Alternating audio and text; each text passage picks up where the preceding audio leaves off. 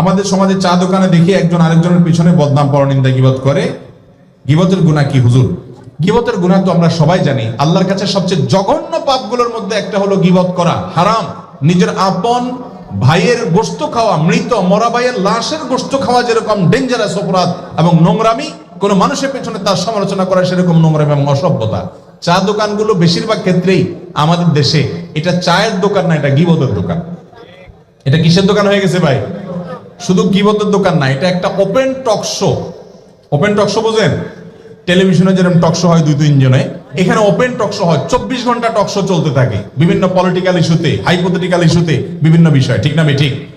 ভাইরা আমার, আপনি চার দোকানে বহু জিন্দেগি কথা বলেছেন। আব্দুল্লাহ জাহাঙ্গীর একটা কথা বলতেন, রাহিমাহুল্লাহ একটা কথা বলতেন, যে আপনি চা দোকানে বসে 20 বছর 30 বছর ধরে আড্ডাবাজি করছেন এবং বহুত গাল গল্প করেছেন। কি লাভ হয়েছে? 10 টাকার মালিক হয়েছেন?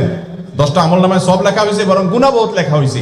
ওই টাইমটাতে নিয়ে নিজের স্ত্রীর সাথে একটু মহব্বতের কথা বলেন, আমল নামা কিছু সব লেখা হবে ইনশাআল্লাহ। কথা কি বুঝাইতে পারছি? আল্লাহ তাআলা আমাদেরকে গীবতের ভয়াবহ গুনাহ থেকে বেঁচে থাকার তৌফিক দান করুন।